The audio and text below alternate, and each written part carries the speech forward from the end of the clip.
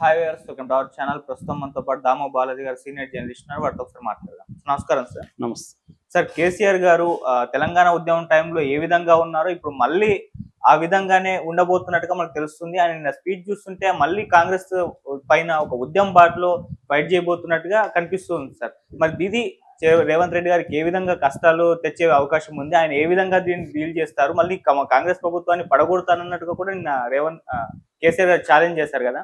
మరి ఏ విధంగా పడగొట్టే ఛాన్స్ ఉంది? ఎంటైర్ గా నేను కేసీఆర్ గారి స్పీచ్ పైన మీ ఒపీనియన్ ఏంటి సార్? చాలా కాలం తర్వాత అంటే దాదాపు 1 year తర్వాత కేసీఆర్ మళ్ళీ రంగంలోకి దిగుతున్నట్టుగా తెలుస్తుంది. యాక్చువల్గా మనకి మధ్యలో ఒకసారి ఆయన వచ్చారు, రైతుల సమస్యలకు సంబంధించి కొన్ని మన బస్ యాత్ర అలాంటివి చేశారు. సో దాని తర్వాత ఆయన వెళ్ళిపోయారు. ఇప్పటి వరకు మళ్ళీ ఎక్కడ బయటికి రాలేదు. ఓన్లీ కేటీఆర్ అండ్ హరీష్ రావు మాత్రమే ఉద్యమాలు చేస్తున్నారు. ఈ మధ్యకాలంలో కవిత కొంచెం యాక్టివ్ అయింది, జైలుకి వెళ్ళొచ్చి ఆమె కూడా చాలా కాలం రెస్ట్ తీసుకునింది. ఇప్పుడు మెల్లమెల్లగా ఆమె కూడా వస్తుంది. ఈ ఈ నేపథ్యంలో ఏంటంటే 2 రకాల వాదనలు వినిపిస్తున్నాయి. ఒకటేమంటే కేటీఆర్ని కానీ లేకపోతే హరీష్ రావుని కానీ, ముఖ్యంగా కేటీఆర్ని అరెస్ట్ చేస్తే అప్పుడు ఆ సందర్భంలో తను బయటకు వస్తే బాగుంటుందని.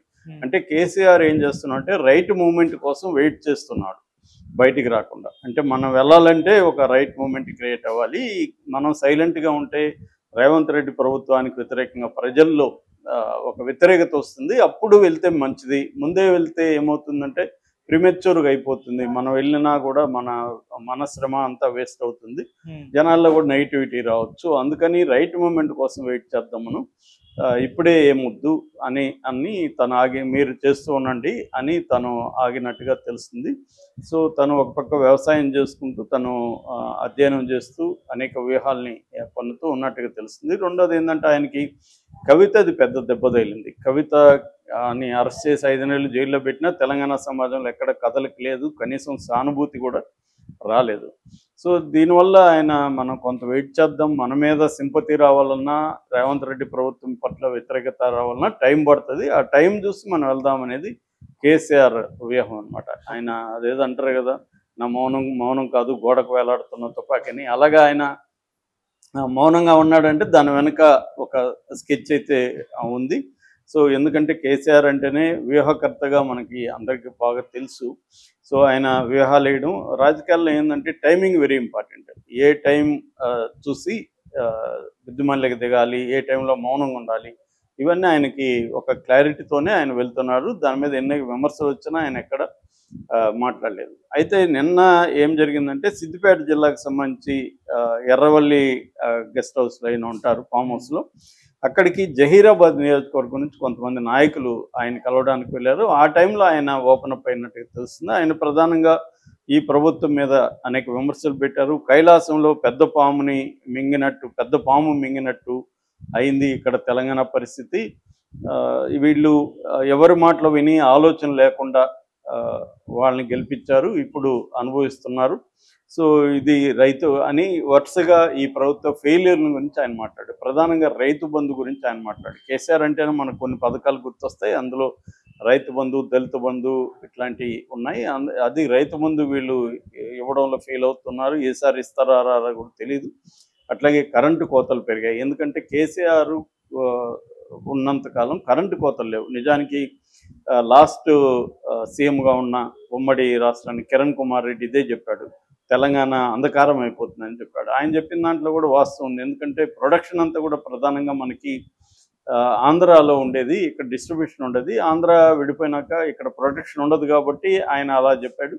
కానీ కేసీఆర్ కొంత ఛత్తీస్గఢ్ మిగతా చోట్ల నుంచి పవర్ కొనడంతో పాటు ప్రొడక్షన్ కూడా ఇక్కడ పెంచడం, దానివల్ల ఏమైందంటే తెలంగాణలో పవర్ కట్స్ అనేవి బాగా తగ్గిపోయినాయి కేసీఆర్ వచ్చిన తర్వాత. రెండవది వాటర్. ఎందుకంటే తెలంగాణ ఎగువ ప్రాంతంలో ఉంటుంది కాబట్టి వాటర్ ప్రాబ్లం కూడా బలంగా ఉంటుంది. దాన్ని కూడా కేసీఆర్ అడ్రస్ చేశాడు. వాటర్ దానివల్ల కుంభకోణాలు జరిగాయా లేదన్న పక్కన పెడితే కాళేశ్వరం ప్రాజెక్టు ద్వారా ప్రధానంగా వాటర్ కూడా అందించాడు. అందువల్ల ఎప్పుడూ లేనంతగా ఉత్పత్తి కూడా పెరిగింది. సో ఇది ఇప్పుడు ఆయన అడ్రస్ చేస్తున్నాడు. ఈ కాంగ్రెస్ గవర్నమెంట్ వచ్చిన పవర్ కట్స్ ఉంటాయి, అది ముందుగా కూడా వాళ్ళు ఎలక్షన్ టైంలో కూడా చెప్పారు. కాకపోతే ఏంటంటే కాంగ్రెస్ 6 గ్యారంటీల ద్వారా విపరీతంగా సంక్షేమ పథకాలకు సంబంధించిన హామీలు ఇచ్చేసి రాగలిగారు. రెండోది అన్నిటికంటే కూడా ఇంపార్టెంట్, కేసీఆర్ ప్రభుత్వం మీద 10 ఏళ్లలో యాంటీ ఇన్కంబెన్సీ ప్రజల్లో ఉంది రకరకాల కారణాలతో. కేసీఆర్ డీల్ చేసిన విధానం కానీ, ఆయన ఇప్పుడు అసలు సెక్రటేరియట్కి రాకపోవడం కానీ, ఆయన ప్రెస్ మీట్లలో ఆయన చూపించిన అహంకారం కానీ, జర్నలిస్టులను అవమానకరంగా మాట్లాడడం కానీ, కార్మికులు ఆర్టీసీ కార్మికులు లాంటి వాళ్ళు సమ్మె చేసినప్పుడు ఆయన ధోరణి కానీ, ఇవన్నీ కూడా ఏంటంటే ఈయనకి అహంకారం తలెత్తింది. ఒక రాజులాగా బిహేవ్ చేస్తున్నాడు తప్ప ఒక సర్వెంట్ లాగా ప్రజలకి, ఒక సీఎం అంటే ఒక ప్రజలకు సర్వెంట్, ఆ రకంగా ఆయన లేడు, అహంకారం తలకెక్కింది అన్న ఇది ఉంది. దాన్ని రేవంత్ రెడ్డి కూడా ఫోకస్ చేయగలిగాడు.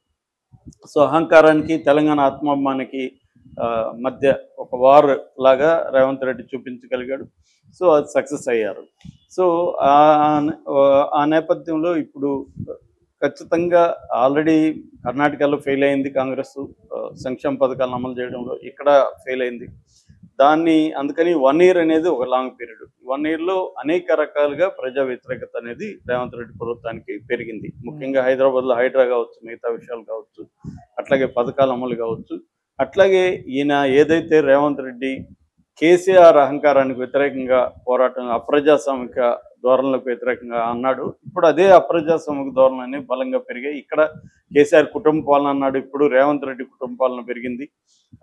ఇక్కడ ఏమాత్రం ఎవరిని విమర్శించినా ప్రభుత్వంలో వాళ్ళ అరెస్ట్ చేయడం, కేసులు పెట్టడం, సోషల్ మీడియా మీద ఉక్కుపాదం మోపడం, ఇవన్నీ కూడా పెరిగాయి. ఇవన్నీ మళ్ళీ సేమ్ ఉంది, అదేదంతా అతని కంటే గనుడు ఇతను అన్నట్టుగా కేసీఆర్ని ఏ విషయాల్లో అయితే వ్యతిరేకిస్తూ తెలంగాణ ప్రజలు రేవంత్ రెడ్డికి ఇచ్చారో అది వచ్చింది ఈ 1 year. ఎందుకంటే డిసెంబర్కి 1 year అయిపోయింది కాబట్టి ఇప్పుడు కేసీఆర్ రంగంలోకి దిగే అవకాశం ఉంది. ఆయన నేను కొడితే గట్టిగా కొడతానని మహేష్ బాబు డైలాగ్ కూడా చెప్పినట్టుగా పేపర్లు అంతా రాస్తున్నాయి. సో అట్లాగే ఆయన ప్రధానంగా ఏంటంటే రైతుల సంబంధించి మాట్లాడాడు. సంగమేశ్వర, బసవేశ్వర ఎత్తిపోతల పథకాలకు సంబంధించి టెండర్లు ఎందుకు పిలవట్లేదు అనేది ఆయన ప్రశ్నించాడు. అట్లాగే రైతు బంధువు వీటి గురించి చెప్పారు. అట్లాగే మంచినీటి కొరత గురించి చెప్పారు. అట్లాగే ఆయన ఉద్యోగులకు జీతాలు కూడా ఇంకొక 2-3 నెలలు కలిస్తే ఉద్యోగులకు జీతాలు కూడా రావు, ఆల్రెడీ ఉద్యోగాలకు సంబంధించి డిఏలు ఆగిపోయినాయి, తర్వాత పిఆర్సీకి దిక్కు లేదు, తర్వాత పాత పెన్షన్ విధానం ఇస్తామన్నారు, అదేమీ పట్టించుకోవట్లేదు. సో తర్వాత కొత్త ఉద్యోగాలు ఇవ్వలేని పరిస్థితి ఉంది, ఉన్న రిటైర్డ్ అయితే డబ్బులు లేవు. అందుకని ఆల్రెడీ విశ్వవిద్యాలయాలకు సంబంధించి 60 నుంచి 65 ఏళ్ళకి రీసెంట్గానే రేవంత్ రెడ్డి ప్రభుత్వం నిర్ణయం తీసుకుంది. దీని పట్ల నిరుద్యోగుల్లో తీవ్ర ఆందోళన ఉన్నాయి. ఉద్యోగుల్లో కూడా 60 ఏళ్ళకి రిటైర్డ్ అయిపోతాం అనుకునే వాళ్ళకి మళ్ళీ ఇంకొక 5 ఏళ్ళు ఏంద్రా ఇది, మనం రిటైర్డ్ అయ్యి హాయిగా ఉన్నాం అనుకుంటే డబ్బులు లేకుండా, డబ్బులు లేదు కాబట్టి ఇదే చేస్తున్నారు. అక్కడ కూడా జగన్ అయినా అదే చేశాడు, చంద్రబాబు అయినా అదే చేశాడు. ఏజ్ పెంచుకుంటూ వెళ్తున్నారు, ఎందుకంటే రిటైర్డ్ అయితే డబ్బులు లేవు ఇవ్వడానికి. సో ఇదంతా ఏంటంటే ఒక బ్యాడ్ మోడల్ ఆఫ్ గవర్నెన్స్ అనేది ఎవాల్వ్ అయింది ఇండియాలో. అదేంటంటే విపరీతంగా సంక్షేమ పథకాలు అవసరం లేకపోయినా ప్రకటించేయడం, ఆ డబ్బులు రెవెన్యూ ఉండదు, రెవెన్యూ లేనప్పుడు రకరకాల పద్ధతుల్లో ప్రజల నుంచి ఇండైరెక్ట్గా లాగడం. ఫర్ ఎగ్జాంపుల్ వెహికల్స్ ఎక్కడ పెట్టినా వెహికల్స్ని ఫోటోలు తీసి పెట్టేసి